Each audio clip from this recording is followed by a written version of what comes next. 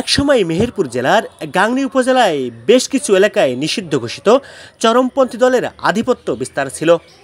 অধিকাংশ সময় রাতের আধারে খুন, জখম, বোমা হামলা, চুরি, ডাকাতি, অপহরণ ছিল নিত্যদিনের ঘটনা। সে সময় ওই এলাকায় শান্তি শৃঙ্খলা রক্ষায় 1996 সালে স্থায়ী অস্থায়ী মিলে 9টি পুলিশ ক্যাম্প স্থাপন করা হয়েছিল। পুলিশ ক্যাম্পগুলো স্থাপনের পর আইন শৃঙ্খলা রক্ষায় ব্যাপক উন্নতি হয়।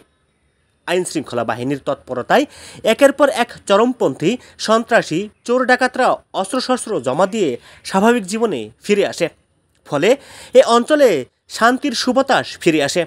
তবে গত কয়েক বছর আগে হিন্দা, পীরতলা ও কসবা পুলিশ ক্যাম্প বন্ধ করে পুলিশ প্রত্যাহার করে নেওয়া হয়।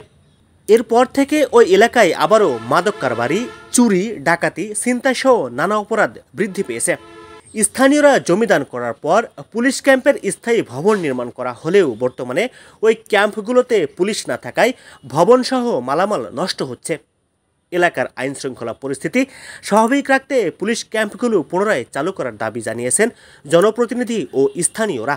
রাস্তাঘাট দিয়ে চলতে যাচ্ছি, রাহাজানি হচ্ছে, গরুর গাড়ি নিয়ে আনছি, ডাকাত করছে, মোটরসাইকেল দিয়ে যাচ্ছি, ধরি গাড়ি নিচ্ছে। আমাদের এখানে যখন ক্যাম্প ছিল তখন আমরা খুব শান্তিতে এখানে বাস করতাম।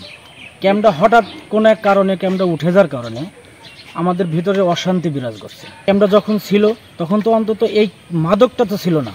ছিনতাই, সাইকেল, টাকা পয়সা সব কাটিয়ে দিয়েছে, মানুষকে মারছে।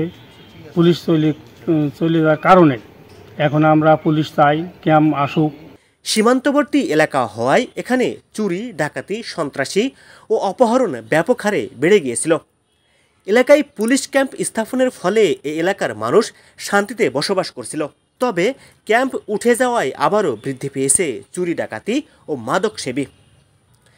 একসময় গাংনীর মানুষ সন্ত্রাসী, চাঁদাবাজি, বোমাবাজিদের কাছে জিম্মি ছিল। গাংনীতে বেশ কয়েকটি স্থায়ী ও অস্থায়ী পুলিশ ক্যাম্প স্থাপন করায় এলাকায় শান্তি শৃঙ্খলা ফিরে এসেছিল। তবে 3টি ক্যাম্প বন্ধ করে দেওয়ায় ওই এলাকায় আবারও মাদক কারবারি ও চুরি, ডাকাতি বৃদ্ধি পেয়েছে। এ কারণে ক্যাম্পগুলো পুনঃস্থাপনের দাবি জানান মেহেরপুর পুলিশ সুপার মাকসুদ আক্তার খানম। জনগণের দাবির মুখে ক্যাম্প দুটি ভিজিট করেছে। ভিজিট করতে গিয়ে দেখেছি সুন্দর স্থাপনা আছে। নতুন করে স্থাপনার জন্য কিছু খরচ বা কোনো সমস্যা আমাদের করতে হবে না। জনগণের দাবির মুখে আমি কাজটি করেছি। আমার ঊর্ধ্বতন কর্তৃপক্ষকে জানিয়েছি। ঊর্ধ্বতন কর্তৃপক্ষ যদি অনুমোদন দেন, ক্যাম্প দুটিকে যদি স্থায়ী ঘোষণা করেন এবং স্থায়ী ঘোষণা করা হলেই তখন জনবল মঞ্জুরি দেওয়া হবে, লজিস্টিক সাপোর্ট দেওয়া হবে। দৃঢ় বিশ্বাস কর্তৃপক্ষ এটি বিবেচনা করবেন।